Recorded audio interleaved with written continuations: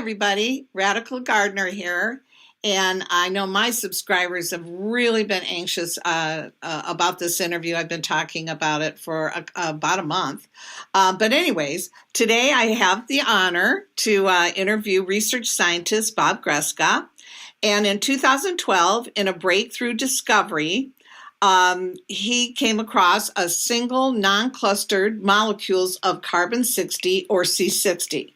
So let me say here that his is a non-solvent because I did take the C60 that had been washed in solvents, but we'll get to that later.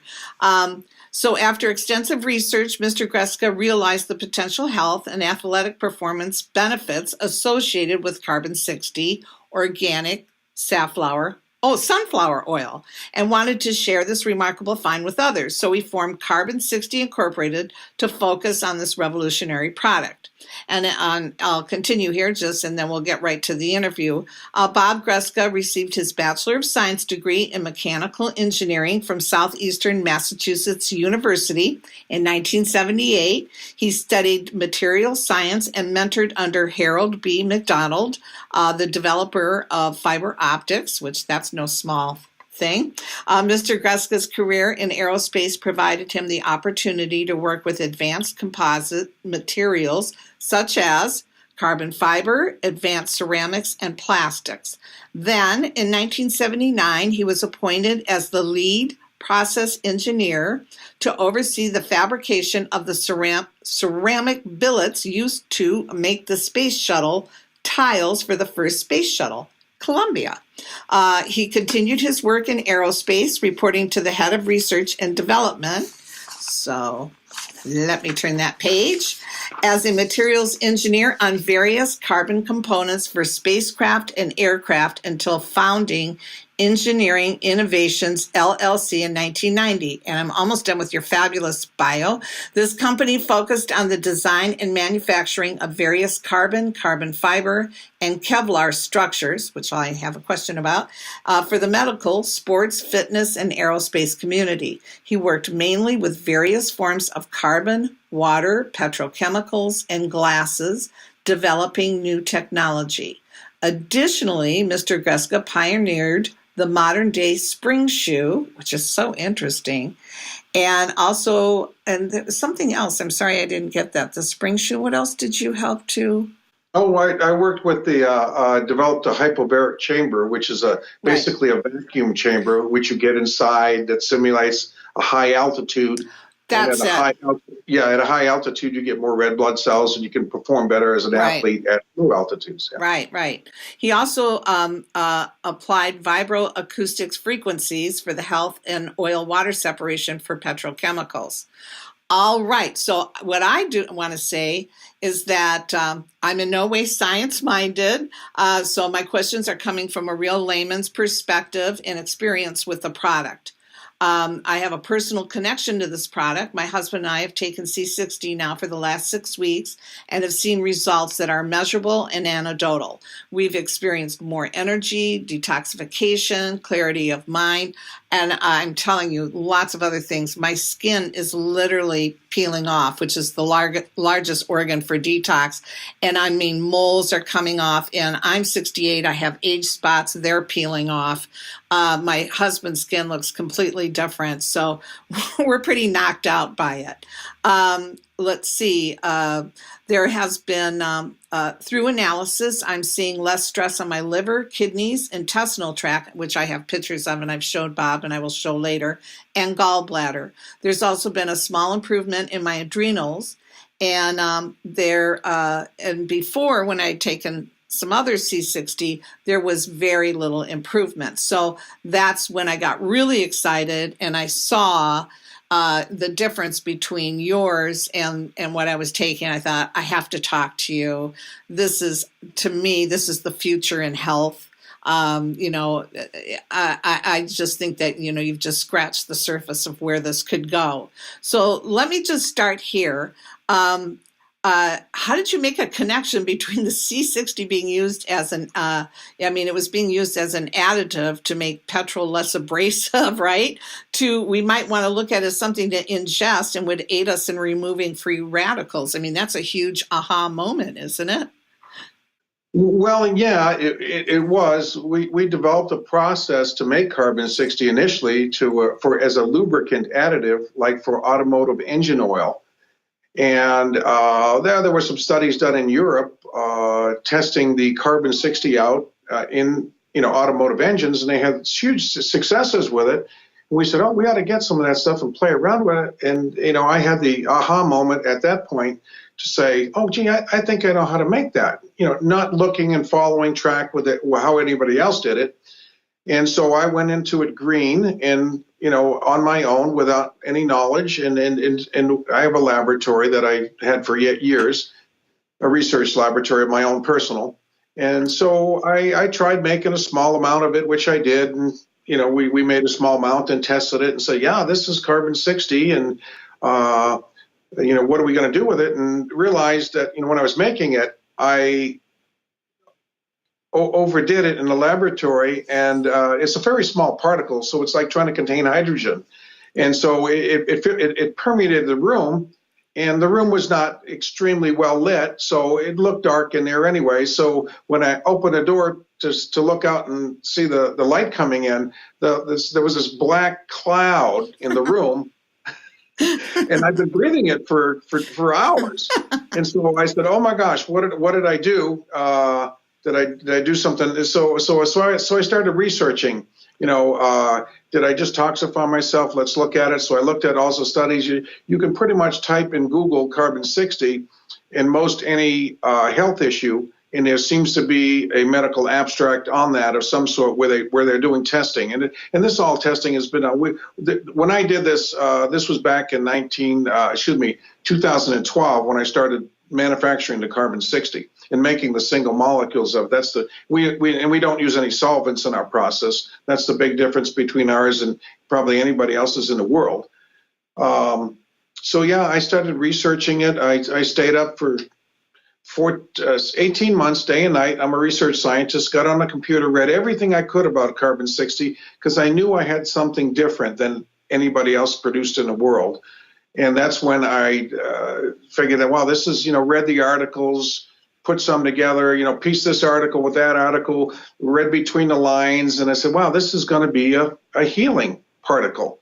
Well, yeah, and then it's kind of famous now is the study with rats. I mean, was that something that motivated you too? I mean, that was quite an impressive study where, the rats the rats that were taking the C60, and that I think was a toxicity test to see how much you could give them to kill them, and you couldn't, and they were being bombarded with radiation. Isn't that correct? Yes, they did those tests, and after they had the carbon 60, they wanted to see what would affect them, and very little affected them. The toxins from the trichloroethylene, I think it was, and also from bombarding them with radiation, and it just bounced off them basically. Well, they didn't die. They actually thrived, right? Didn't they?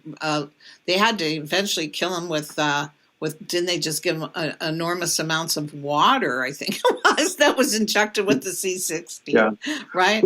But that study, yeah, that inspired me to go, gee, and look into it further and see why it was going to be a healing. And basically, carbon 60 is a superior antioxidant. Okay. And antioxidants donate electrons, like all your red wines, your dark berries, all those. High antioxidant foods, they basically donate electrons. And that's what the carbon 60 molecule does. It has a unique ability to donate electrons. And this electron donation process is important because when you are exposed to toxins go in and steal electrons from molecules in your body. And when they steal the molecule, the electron, that molecule knows not what it is anymore, and it doesn't function properly. The cell that it's attached to or part of doesn't perform as well as it used to. So it's more of a it drains your energy from your body more So than. why does it borrow the electron? I mean, why is it doing that? What is it? Most of your toxins are what they call, they're ionic. They're missing an electron. That's what makes it a toxin. Okay. Okay. So toxins are electron stealers, and carbon-60 or antioxidants are electron donators. So that's why you want to eat a lot of wheatgrass and green food and spinach, and they're all high antioxidant values. Those are good foods for you. But now with the antioxidant capabilities of the carbon-60, it's more concentrated. They're single molecules. The single molecules are hugely important because they have the more ability to travel around in your body more freely, being so tiny. They're atomic in size. They're 60 carbon atoms, whereas a molecule of spinach is much larger. It's got that defines it as spinach. So being a smaller particle gives it more mobility and more susceptible to that magnetic attraction when it sees a free radical. And sharing that electron, it's a magnetic attraction, plus and minus, and they attract to each other.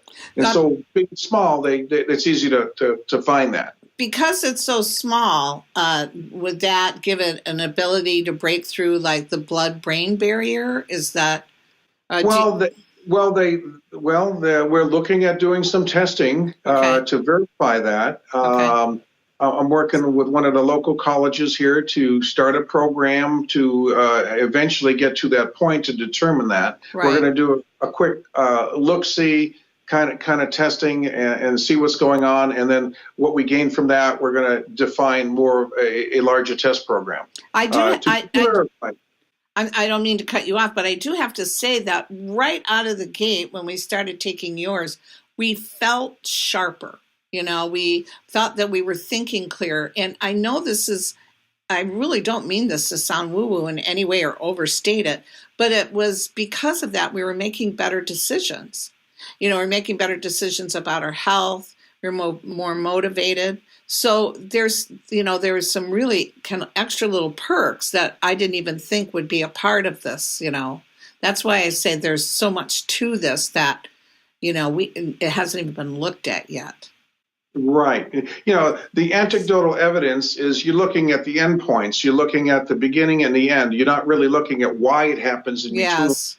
And that's what we have for information right now. And now we're trying to look at the whys and hows, all that stuff in the middle. Does it really matter, the whys and hows? No, it's the endpoints that really count. I mean, and those whys and hows in the middle, they have margins of error. So you're going to be over this way a little bit, over this way a little bit, and the real thing is the endpoint. So I think we're well on track. Yeah.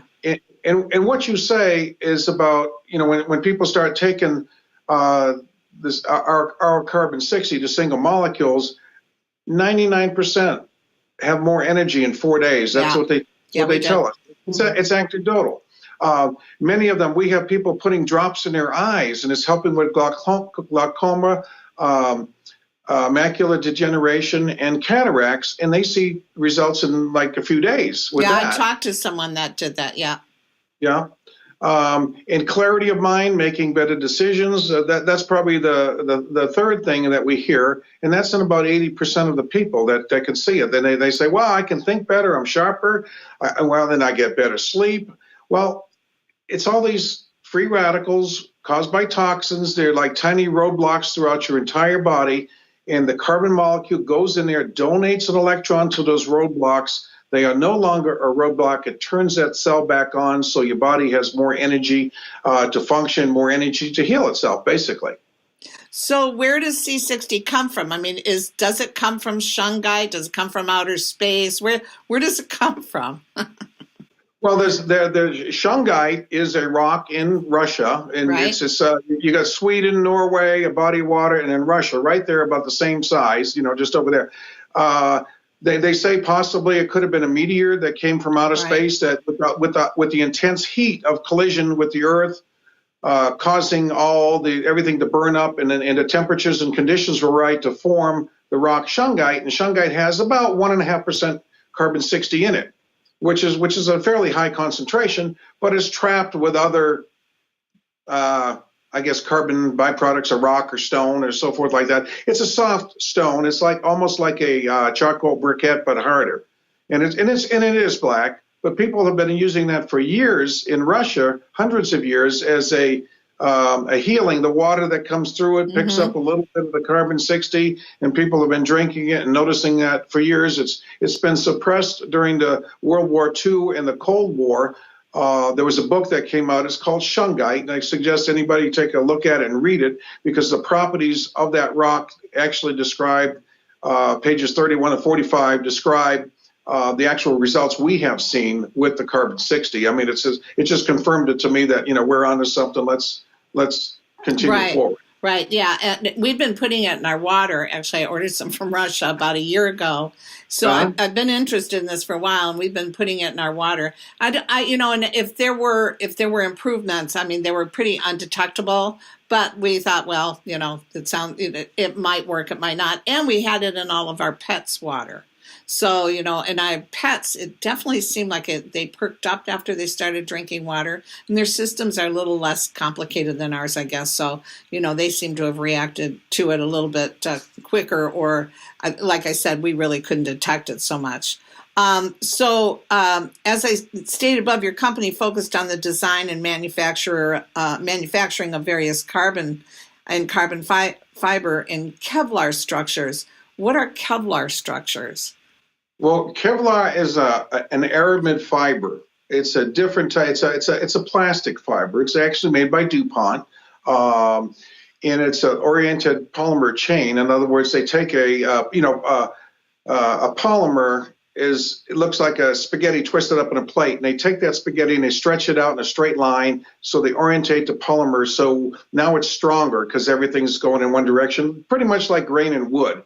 Okay, but it's an aramid fiber. It's a yellow fiber. It's very strong.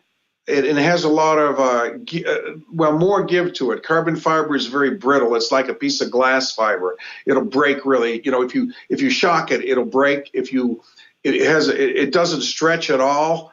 When you try to stretch it until it stretches a little bit and then it breaks, but it kicks a very high load. Now, Kevlar is a little more ductile. Not ductile is not the word. It elongates more, and so it's a little stretchier. Not quite like a rubber band by any means. It's still a very stiff fiber. They use it for Kevlar vests. You've heard bulletproof vests. Oh yeah. It absorbs the impact of Kevlar vests. Sometimes you can put a layer of Kevlar fabric in with your carbon fiber to make it more shock resistant, and it controls the properties. When you're a materials engineer and scientist, you add different additives together, and if you want something to be a little more conductive, you put iron filings in it, let's say, so it increases conductivity. Along those lines. So when you formulate materials, it's basically playing with the additives. Okay. Okay. You touched on this a little bit. If you could just more fully explain the following to us laymen. The C60 molecule can share one, or maybe you didn't say this, I saw this in another interview, can share 1 or 2 electrons 20 times. So how does this mend damaged molecules, or better yet, more referred to as free radicals? Okay, well, again, free radicals are molecules missing an electron by definition.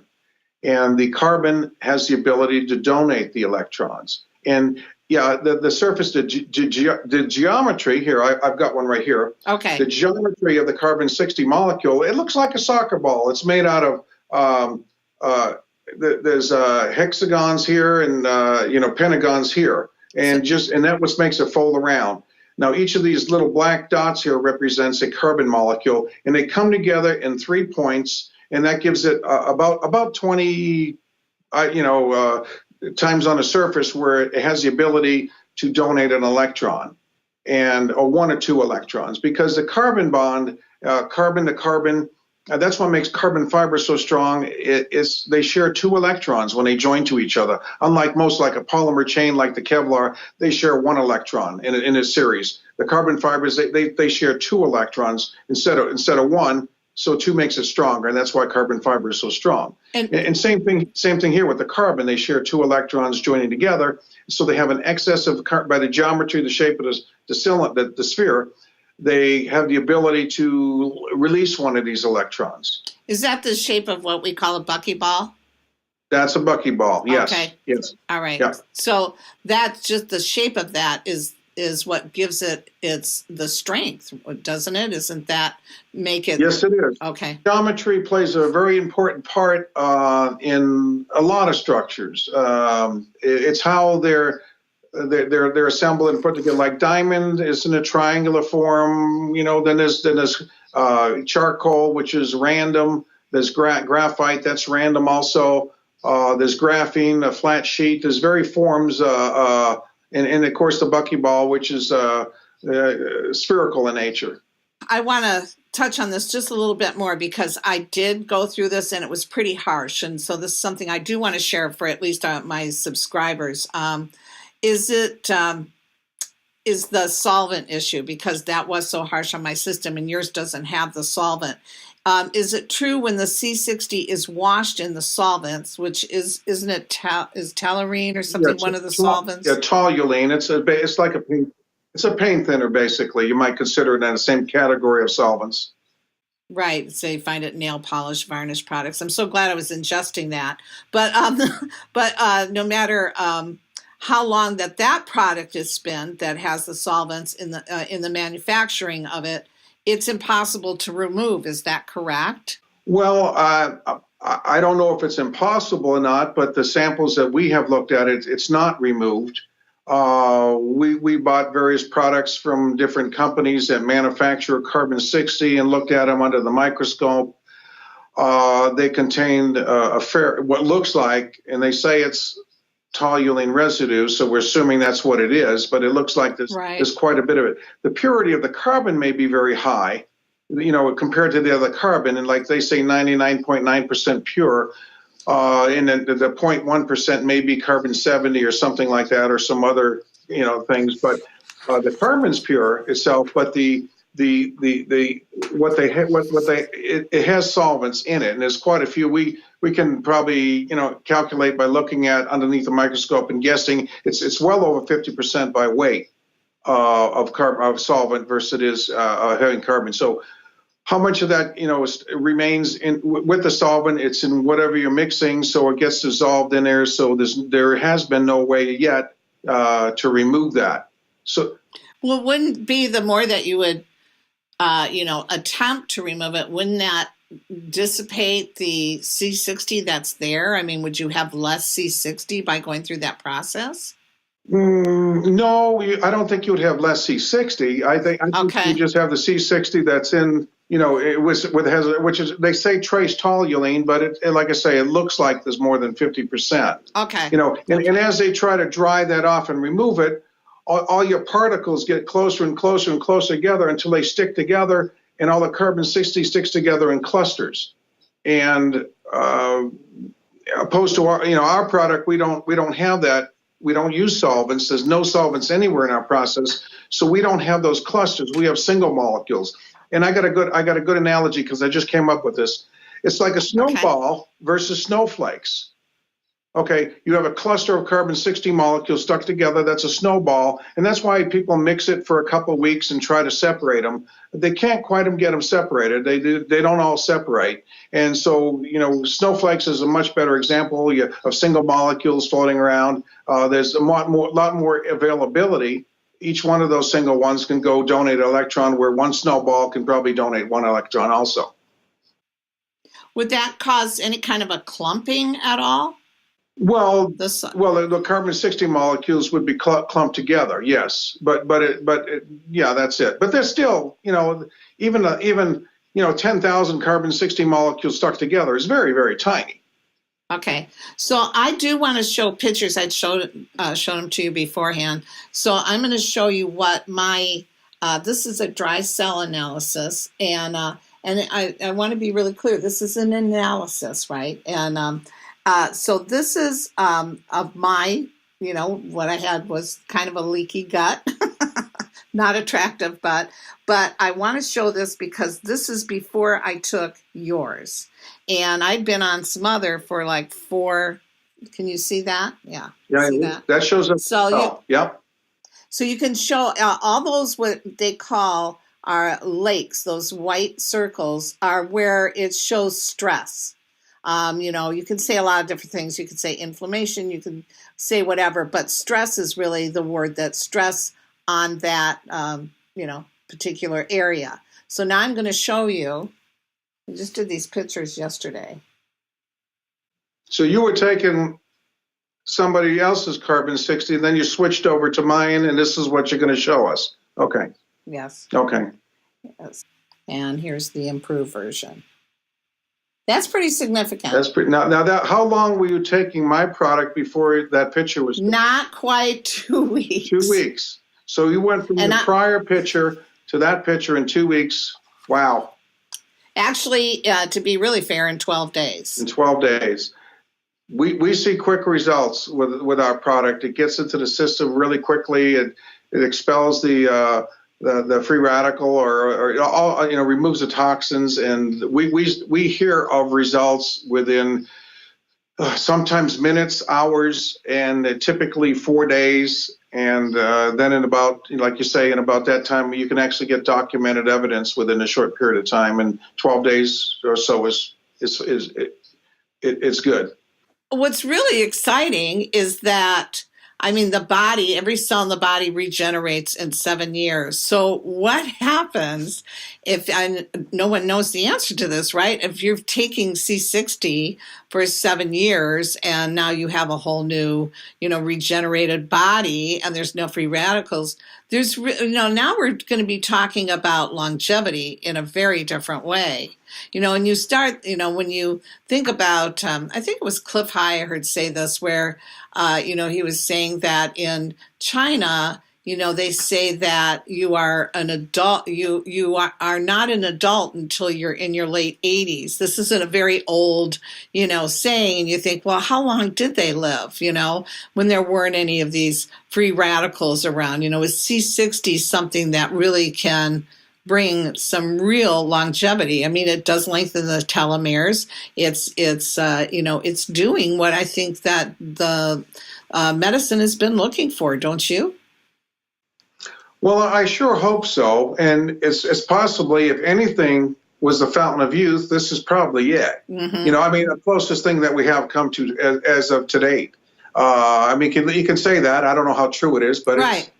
Yeah, but if it does lengthen telomeres and it does give you a better quality of life, especially in your later years, that's right. Because that's when we've been exposed to all the toxins and everything, right, and so forth. As you're older, you accumulate them in your body, and they've been in you longer. So older people have more better results with this product. Right. Young athletes, athletes do great with it.